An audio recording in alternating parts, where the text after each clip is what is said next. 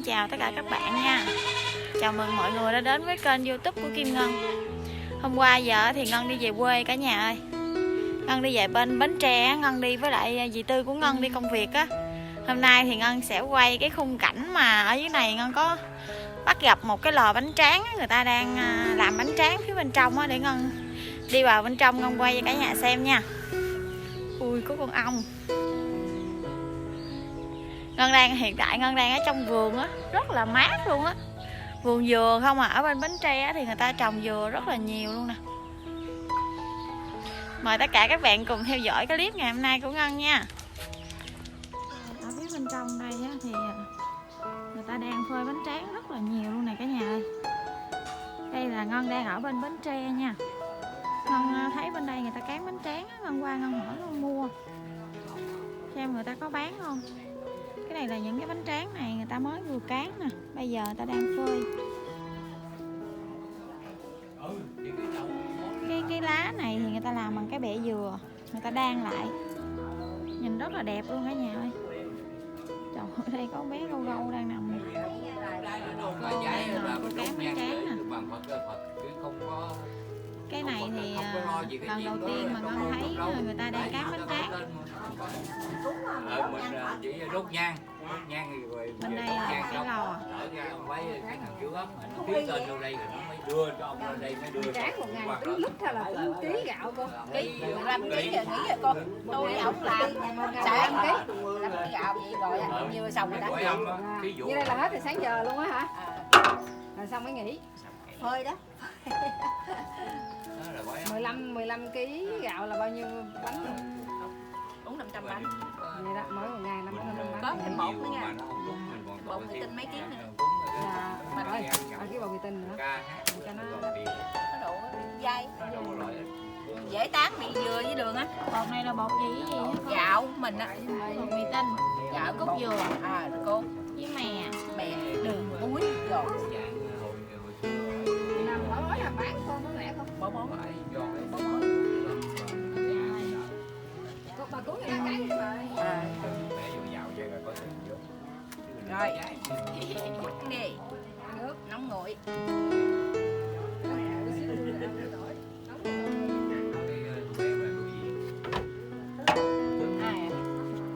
Cả nhà ơi, bà đang cuốn cho Ngân một cái ăn thử nè cả nhà. Bánh này là bánh mới vừa tráng xong luôn đó, còn nóng hổi luôn nè.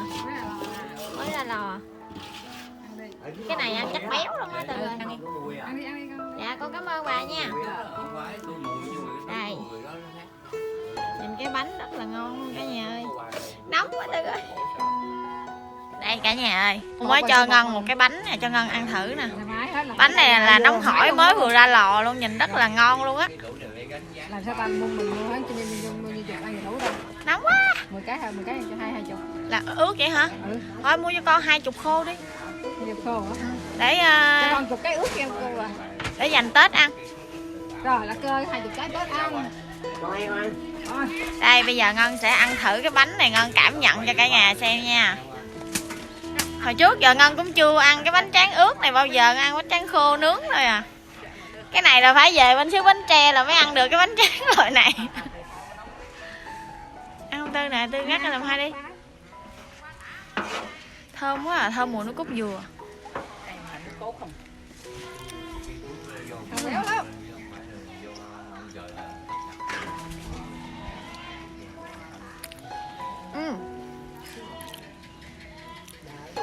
Béo cực kỳ luôn cả nhà ơi, mà Nhiêu chục cô? 4 cái gì đó. béo mà 20 đi. rất là thơm mùi nước cốt dừa. Từ cái con cây này có con này ra nha. Rồi cái để biến. Như còn mấy chục kia nữa. Con cảm ơn cô nhiều.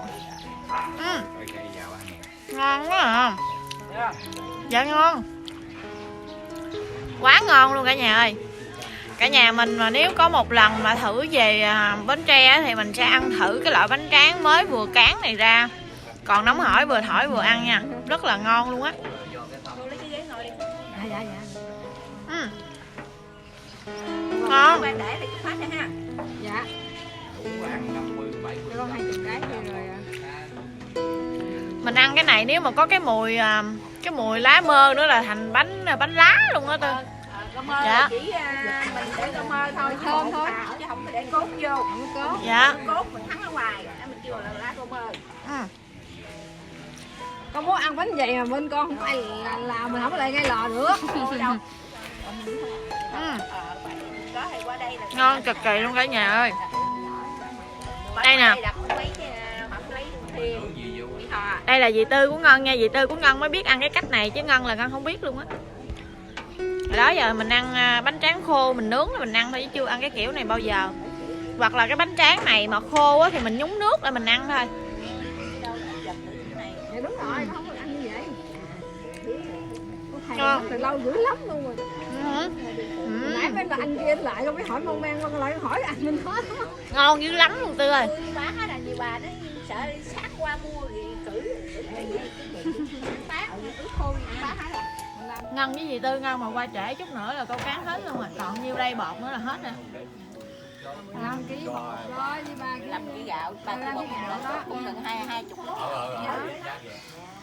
Một ngày thì bà làm 15 kg gạo, 3 kg bột mì tinh, nước cốt dừa, mè, Một mì tinh, mì tinh phải ủa nước cốt béo cực kỳ luôn cả nhà ơi. chứ không bột mì nữa.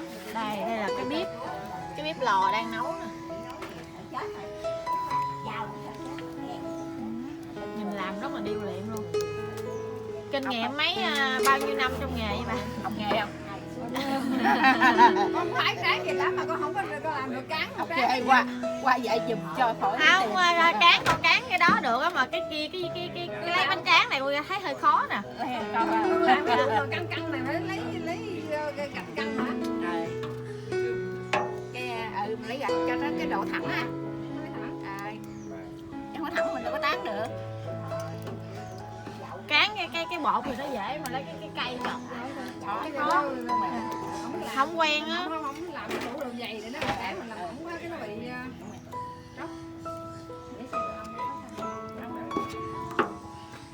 Đậu đây vụ cắt giặt rồi không có mà sợ một đêm nữa hả?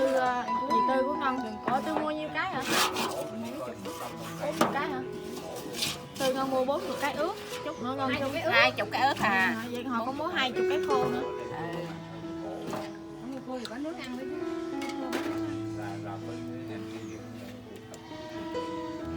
Đó cả nhà thấy cô làm, bà làm rất là điêu luyện luôn nha.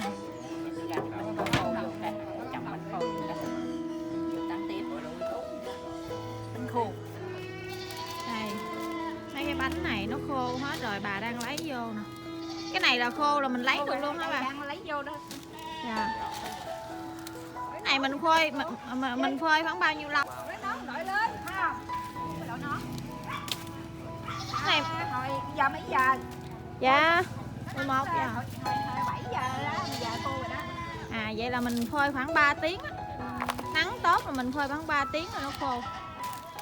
Mình phơi như thế này xong mình vào mình sẽ gõ lên luôn. À, dạ. Nó còn giòn đó con. Nó còn giòn đó bà gõ không được.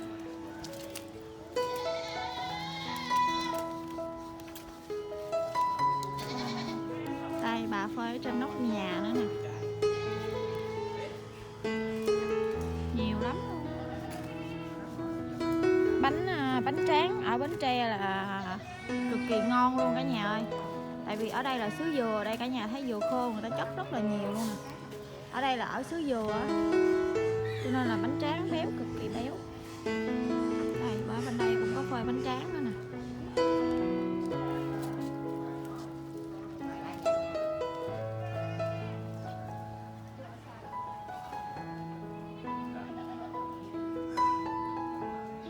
Thời gian đợi thì cũng xong thôi. Sao không coi nữa đi chứ? Có chứ. Mà có cái vòng vòng đây hỏi là bao nhiêu người hỏi từ đầu đường vô đây là không ai có hết đó.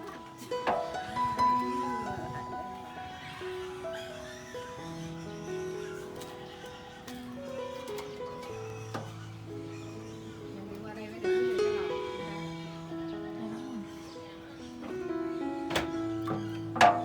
ở bên heo rồi đi dê. Đây là nguyên cái chồng bánh mà dì Tư Ngân mua bánh tráng ướt nè.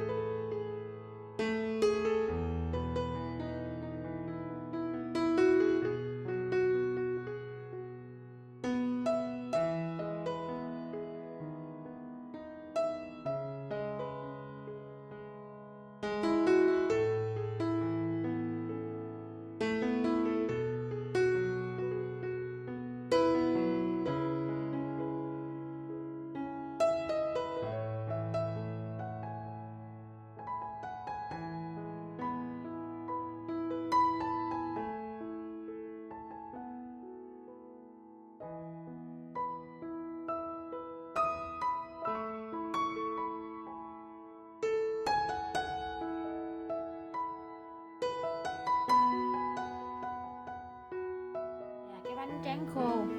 Mà lúc nào cũng có mà. Bánh tráng khô này bà bán á, thì bà bán bỏ mối á. Bà chụp ở Đây đây mua đi thêm. Con với dì Tư mua để bịch lại đi con. 100 bánh tráng luôn. Ba bỏ cho người khác nữa. Có ai mua bánh tráng không? Ngân bán là bánh tráng cho nè. Bánh tráng dừa, bánh tre. Có ai mua thì Ngân bán đây cho. Bánh tráng cực kỳ béo nha. Cực kỳ ngon luôn. Đây là cái cây lột dừa ở bên bánh tre nè. Lúc nãy á, Ngân lột được mấy mắt mấy bên đây rồi nè. Mà mình lột cái đầu nó bung ra mà cái đít nó không có bung cả nhà ơi. Đó. Cái cây này á, cái mũi nó nhọn dữ lắm luôn. Nãy Ngân nạo á, mà dì Tư không có cho Ngân nạo. Tại mình không biết nạo á. Cái cây này nó sắc bén quá sợ. Mát hơn. Cảnh ở dưới quê nè, nhìn rất là mát luôn á. Đây là những cái cây dừa, nhìn những cái đọt dừa nhìn đã không cả nhà. Đây là cái nơi mà bà phơi bánh tráng. Đây là cả nhà ơi, ở phía trước bà có trồng một cái vàng đậu rồng nè. Đây là trái đậu rồng nha. Trái này ăn sống ngon lắm luôn á. Ở phía trong này thì có trồng bưởi, trồng hoa, quá chừng luôn. Nhà này làm mà chưa có xong. Đây là cây bưởi, bưởi này bưởi 5 roi nè. Bưởi 5 roi hay bưởi 5 roi, trời ơi, ở trong có trái chín vậy thôi. Nè, trái này chín nè. Cây bưởi này ở trước cửa mà trái không có nhiều. Ôi, ở trong trái quá chừng luôn nè, ở ngoài thấy không có trái mà ở trong quá chừng trái luôn. Đây có vườn lan nữa. Ôi, nhiều bãi trái lớn luôn.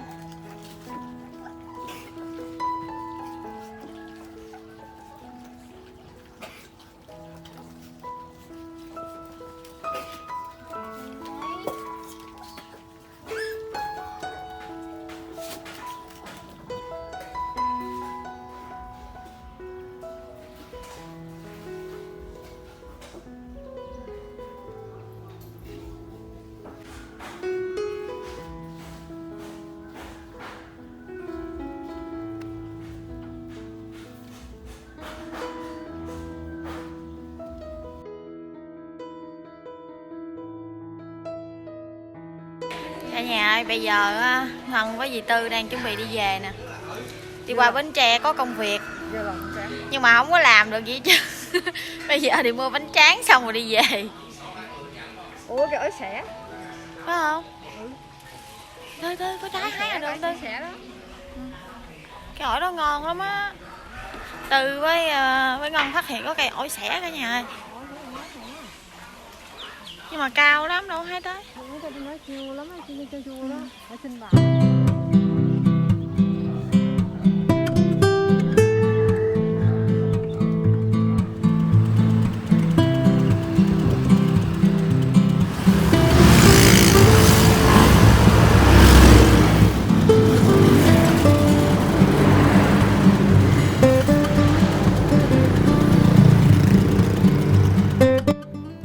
Hello, Kim Ngân xin chào tất cả mọi người nha. Chào mừng mọi người đã đến với kênh YouTube của Kim Ngân. Bây giờ thì Ngân đang ở trên phòng á. Đèn nhiều lắm luôn cho nên nó hơi chá. Có cái đèn ở phía trên đây nè cho nên nó hơi chá xíu cả nhà ơi. Ngân về nhà thì mới hồi chiều này á, Ngân mới đi làm đẹp nè. Ngân đi duỗi tóc chuẩn bị ăn Tết. Năm nay á, là Ngân duỗi tóc hơi sớm. Tại vì cận Tết á, thì người ta đông lắm luôn, mình rất là khó duỗi. Cho nên đợt này Ngân đi duỗi tóc sớm. Cả nhà thấy Ngân duỗi tóc có đẹp không nè. Đây, Ngân mới vừa duỗi hồi chiều luôn á. Cả nhà thấy Ngân duỗi tóc có đẹp, có dễ thương không? Ông xã Ngân chưa thấy luôn á. Tại vì ông xã Ngân á, thì còn ở dưới xà lan á, Ngân đang ở trên nhà. Ông xã Ngân xuống dưới ngủ để mà giữ xà lan. Còn Ngân á, thì Ngân về nhà chơi với lại bé Lam với Bin á. Bin với lại ba Đen, mấy đứa em của Ngân á. Hôm nay á, thì quay clip này khóc với lại cả nhà nè. Hồi chiều á, Ngân chạy xe ở ngoài đường á. Chắc là Ngân sẽ đi thay cái áo màu khác thôi, cái áo màu trắng á, nó chá cái bóng đèn quá luôn không có thấy cả nhà ơi. Để Ngân đi thay một cái áo màu khác cho nó đỡ chá nha. Ngân đã đi thay một cái áo màu xanh rồi nè, mặc màu xanh lên cho nó đỡ chá, tại vì cái màu trắng á, nó sáng rồi, bóng đèn nó sáng rồi nó chá không thấy gì luôn á. Thay cái màu lên cái phơm này thì nó nhìn nó đỡ một chút xíu nè. Quên á, nãy Ngân đang tính nói cả nhà hồi chiều á thì Ngân chạy xe máy ở ngoài đường á, mà Ngân lo nhìn chim, nhìn cò, nhìn gì không biết nữa. Ngân cán cái đống cát á, Ngân té cái đầu gối của Ngân nè. Bây giờ hai cái đầu gối của Ngân á, nó lột da luôn cả nhà, nó đang bầm đen luôn á. Ngân đang luộc cái trứng gà này nè, để Ngân lên đây Ngân lăn. Bây giờ nó đau hai cái đầu gối, Ngân đi không được. Ngân té á, xe không có chạy gì hết á, người thì cũng không có sao luôn, chỉ có hai cái đầu gối nó bầm đen. Tại vì té thì hai cái chân của Ngân quỵ xuống á, cho nên hai cái đầu gối nó bầm thôi à. Ngân té Ngân đi trong một cái đường nhỏ, đường đan nhỏ á, thì ngay chỗ đó người ta đang làm nhà, người ta đổ một cái đống cát ở phía trước rất là to luôn, đổ ngay ở phía trước cái đường đan, giữa đường đan luôn cả nhà. Rồi Ngân lo nhìn trên cây cối gì đó không biết nữa, lúc đó Ngân cũng không biết là Ngân đang nhìn cái gì nữa. Rồi quay lại thấy cái đống cát ở phía trước là mình không có trở tay kịp luôn, đống cát rất là cao rồi nè. Rồi xe mình nó chạy vô đó, nó không có bẻ lái được, Ngân lật ngang luôn. Mà lật ngang á, xe thì nằm trên đống cát á, mà hai cái đầu gối Ngân á thì Ngân quỳ vô trong cái đống gạch ống á, cho nên nó bị trầy nè. Xe thì không có trầy mà người không có bị gì hết, chứ chỉ có hai cái đầu gối thôi. Để Ngân quay cho cả nhà xem nha. Bây giờ nó bầm đen thui luôn á.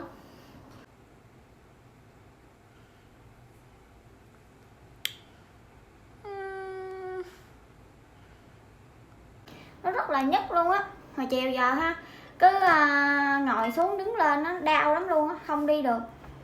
Bây giờ nó bầm đen luôn, cho nên là Ngân phải lấy hột gà này nè, Ngân lăn. Ngân sẽ lột Ngân lăn thôi, để nó trứng hột gà này nếu mà nó nguội á, thì nó sẽ không có hút. Nó phải nóng rồi nó mới hút.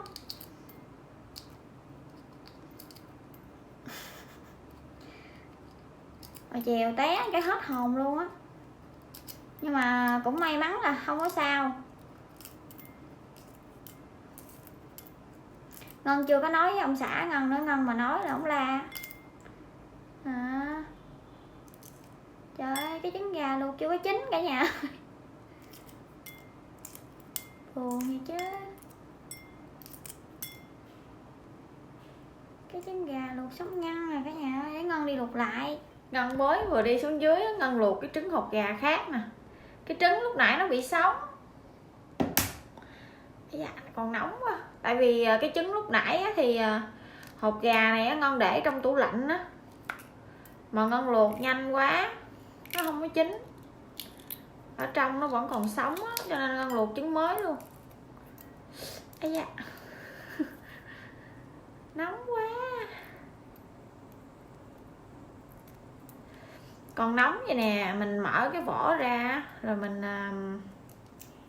mình lăn á thì nó mới hút máu bầm.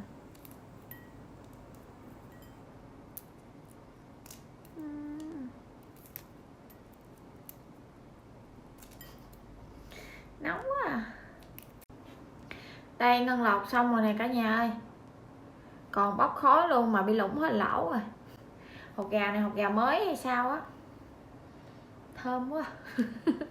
Bây giờ thì Ngân sẽ lăn nha. Cái chân bên này của Ngân là bị nặng nhất luôn nè. Cái da nó nóng cả nhà ơi. Cái chân bên này của Ngân nó lột nguyên miếng da luôn á. Cái da nóng quá.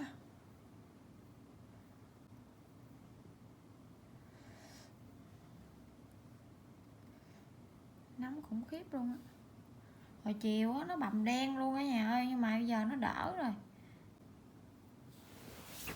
Nóng hổi luôn, vừa thổi vừa ăn. Cái chân bên này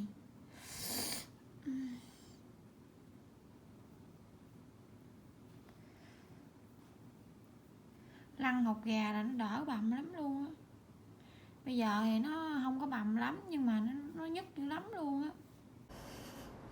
Cái chân của Ngân á, Cái chân của Ngân toàn là học sòn không à cả nhà ơi. Ngân đi đầu này Ngân đụng, Ngân đi chỗ kia Ngân đụng á, lúc nào cái chân của Ngân cũng bị bầm hết á.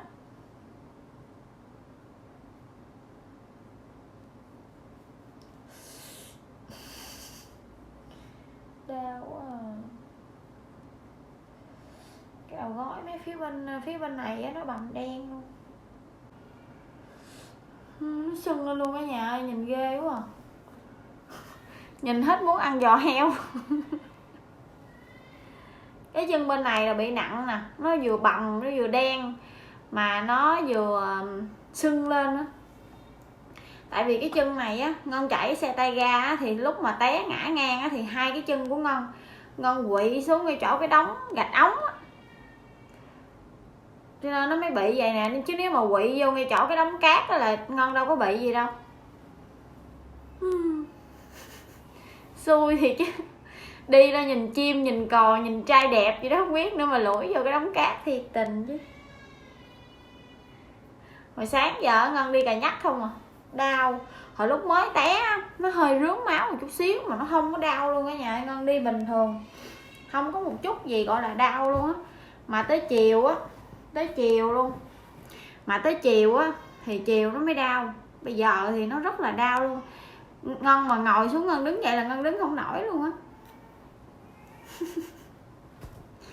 Số con gì thôi kệ, cuối năm rồi xả xui luôn cả nhà ơi. Có rất là nhiều bạn hỏi Ngân á là xà lan của Ngân nghỉ Tết chưa. Ví dụ như cái năm nào mà cận Tết quá Ngân chưa có hàng chở á, thì Ngân mới nghỉ Tết sớm thôi. Còn nếu như bình thường á, thì Ngân sẽ cứ chở hàng bình thường nha. Khi nào mà có thể thì có năm thì Ngân ăn Tết xà lan khẩm, có năm thì Ngân ăn Tết xà lan nổi, cũng vô chừng lắm, không có nói trước được cả nhà ơi. Bây giờ thì Ngân xin tạm dừng video tại đây nha. Hẹn gặp tất cả mọi người ở những video tiếp theo. Bye bye, xin chào và hẹn gặp lại. Bye bye.